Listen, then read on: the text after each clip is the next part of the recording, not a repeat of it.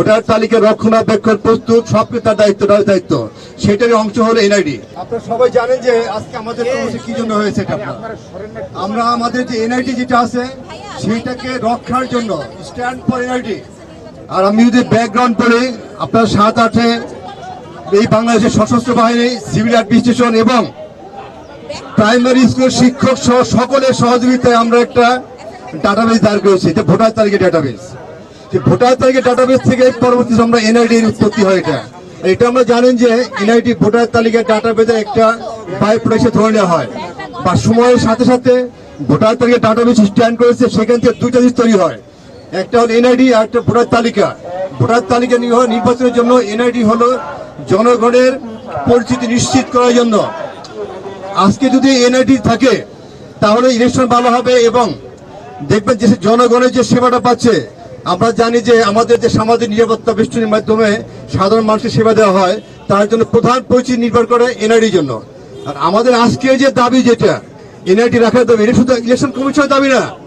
আমরা কি এখানে আমার বেতন বৃদ্ধির দাবি জানাচ্ছি, আমরা আমাদের পদোন্নতির দাবি জানাচ্ছি আমরা, এটা কিন্তু আমাদের কোনো সুযোগ সুবিধার দাবি নয়। এটা হলো 13 কোটি মানুষ যাদের তথ্য আমাদের ডাটা সেন্টার আছে, ডাটাবেস আছে, আমাদের যে ডাটাবেস আছে 13 কোটি মানুষ, তাদের প্রত্যেকের ডাটা গোপনীয়। এই ডাটা নিয়ে যাতে কেউ কোনো তথ্য না করতে পারে, এই ডাটাতে হাতছাড়া না হতে পারে, আমাদের মূল বিষয়টা সেখানে এটা। আর একটা বিষয় হলো, আপনারা জানেন যেহেতু ভোটার তালিকার ভোটার ডাটাবেসটি তৈরি করা হচ্ছে, এটাকে যদি ভাগ করা হয় তাহলে নিশ্চিত করেই ভোটার তালিকা এবং এর দুটি ক্ষতিগ্রস্ত হবে এবং দুটির মৃত্যুবরণ করতে পারে। আর নির্বাচন কমিশনের অধীনে, নির্বাচন কমিশন একটা সাংবিধানিক প্রতিষ্ঠান, ভোটার তালিকা রক্ষণাবেক্ষণ প্রস্তুত সবকিছু তার দায়িত্ব সেটারই অংশ হলো NID. So NID election commission অধীনে থাকবে। আর একটা বিষয় যেটা যে উদ্যোগ নেওয়া হচ্ছে, সিভিল রেজিস্ট্রেশন অথরিটি, এটা একটা ভালো উদ্যোগ নিঃসন্দেহে।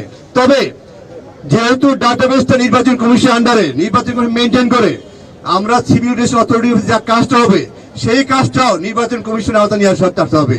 সেক্ষেত্রে এনআইডি পরিসরটা আমাদের আরো বৃদ্ধি করতে হবে। আমরা কারো বিরোধিতা করতেছি না, কারো ক্ষতি করতেছি না। আমরা চাচ্ছি আমাদের যে 13 কোটি ভোটার আছে, প্লাস আরো যে ডাটা আছে, সেই ডাটা নিশ্চয়তা যাচ্ছে, নিরাপত্তা যাচ্ছে। আপনারা জানেন যে গতকালকে একজন সাবেক সরকারের সরকারের সচিব একটা বিষয় গ্রেপ্তার হয়েছে, সম্ভবত কি জন্য হয়েছে জানেন আপনারা? ডাটা বিক্রির অপরাধে। আমরা চাবো না যে নির্বাচন কমিশন ডাটাটা, ভোটার ডাটাটা, 13 কোটি লোকের ডাটা কোথাও ছন্ন ছাড়া হোক, হাত ছাড়া হোক, বিক্রি হোক, এটা আমরা চাবো না। কারণ প্রত্যেকটা লোকেরই এই ডাটা নিরাপত্তা দায়িত্ব নির্বাচন কমিশনের এটা। আর একটা বিষয়, আমরা এনআইডি নাম্বার দেওয়া হচ্ছে। আমাদের গতকালকে মাননীয় প্রধান উপদেষ্টা একজন বিশেষজ্ঞ বলেছেন যে এটাকে ওয়ার্ল্ড বিশ্বমানের পরিস্থিতি করার জন্য। আপনারা জানেন যে আমাদের যে এনআইডি যেটা আছে, এটা 25টা সিকিউরিটি ফিচার আছে। পৃথিবীর কোন এনআইডির ক্ষেত্রে এত সিকিউরিটি ফিচার নেই। এইটা কখনোই এটাকে নকল করা যাবে না। তারপরেও আমরা ভোটারের চিন্তা করে, জনগণের চিন্তা করে প্রতিনিয়ত এনআইডি প্রাপ্তিটাকে সহজ করে, সুবিধা করার জন্য আমরা কাজ করে যাচ্ছি। আপনারা জানেন যদি কারো এনআইডিতে সংশোধন দরকার হয়, সে ঘরে বসে আবেদন করে, তার কোনো অফিস যেতে হবে না, জাস্ট আমাদের অ্যাপসে আবেদন করে সে এনআইডি পেতে পারে।